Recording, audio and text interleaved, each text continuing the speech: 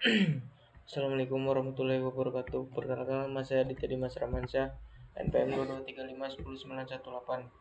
Di sini saya akan mempresentasikan tugas pertemuan ke-15 DPM, yaitu tentang Reactive Deployment. Apa itu deployment dalam Reactive? Deployment dalam Reactive adalah proses menyiapkan dan mendistribusikan aplikasi agar dapat diinstal dan digunakan oleh pengguna akhir. Ini melibatkan pengemasan aplikasi untuk platform Android dan iOS dengan langkah-langkah teknis khusus, termasuk optimasi pengujian dan pemenuhan persyaratan toko aplikasi. Yang kedua yaitu persiapan sebelum deployment. Yang yaitu audit aplikasi. Yang pertama, pengujian fungsionalitas. Pastikan semua fitur bekerja seperti yang diharapkan. Lalu uji aplikasi di berbagai perangkat berbeda atau ukuran layar dan versi iOS. Yang kedua, performa. Kurangi waktu loading aplikasi. Kemudian optimalkan komponen berat seperti daftar panjang atau gambar resolusi tinggi.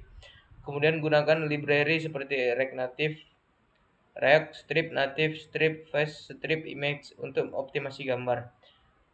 Yang ketiga ada kompatibilitas. Pastikan aplikasi mendukung perangkat lama dengan minimal versi Android atau iOS yang ditentukan. B. Lingkungan pengembangan. Yang pertama, Node.js dan NPM atau WAN. Pastikan Node.js dan Package Manager seperti NPM terinstall dan diperbarui. Selanjutnya, React Native CLI.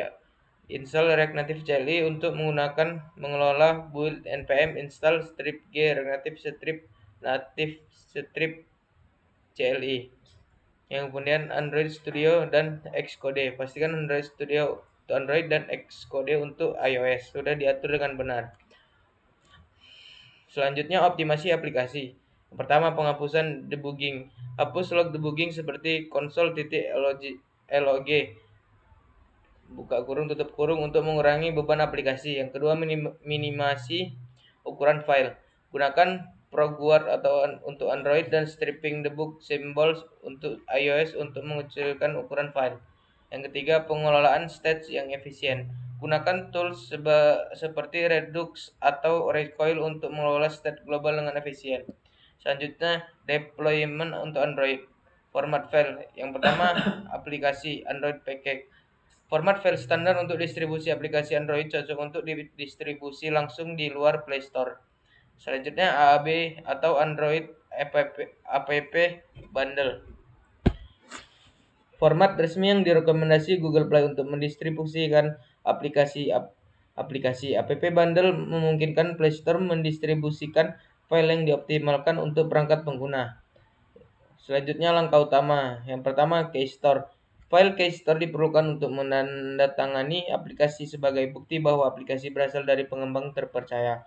Selanjutnya, konfigurasi ProGuard. Gunakan ProGuard untuk mengecilkan ukuran aplikasi dan menyembunyikan kode sumber. Selanjutnya, build aplikasi. Bangun aplikasi dalam mode release untuk mengoptimalkan kinerja. Selanjutnya, distribusi melalui Google Play. Yang pertama, Google Play Console.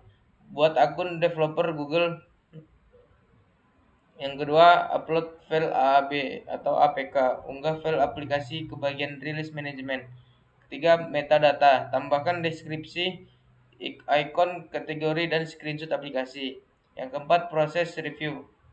Google akan memeriksa aplikasi, biasanya membutuhkan untuk waktu beberapa jam hingga 1 hari. Testing beta. Gunakan fitur internal testing atau closed testing di Google Play Console untuk menguji aplikasi sebelum rilis. Deployment untuk iOS. Persyaratannya yaitu akun Apple Developer. Yang kedua, Xcode. Yang ketiga, sertifikat dan provisioning profile. Langkah utama, setup di Xcode. Pastikan konfigurasi signing dan kapabilitas sudah benar, termasuk bundle identifier. Build mode release. Jalankan aplikasi dalam mode release untuk memastikan performa terbaik. Yang ketiga, arsip aplikasi. Buat file arsip untuk diunggah ke App Store. Selanjutnya distribusi melalui App Store. App Store Connect yaitu unggah file aplikasi melalui App Store Connect. Metadata tambahkan deskripsi, kategori, icon, dan screenshot aplikasi. Ketiga, test flight. Sebelum rilis publik, gunakan test flight untuk mendistribusikan aplikasi kepada penguji. D. Proses review Apple. Apple memiliki proses review yang lebih ketat dibandingkan Google dan biasanya memerlukan waktu 2-3 hari. Yang kelima, testing sebelum deployment. A. Pengujian internal. Jalankan aplikasi di emulator atau simulator untuk mendeteksi bug lebih awal. Gunakan perangkat fisik untuk menguji performa di kondisi nyata.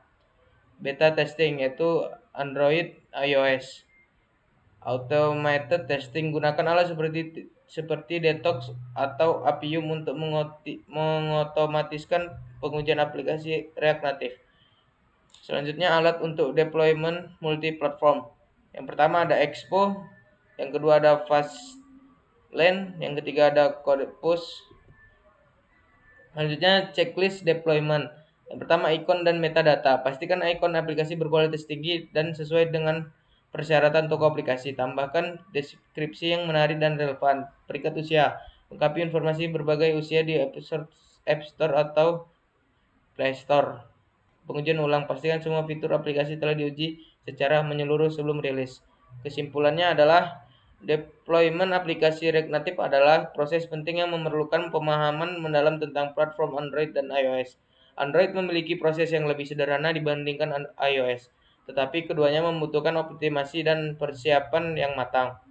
Alat seperti Expo, Fastlane, dan Codepush dapat membantu menyederhanakan proses deployment.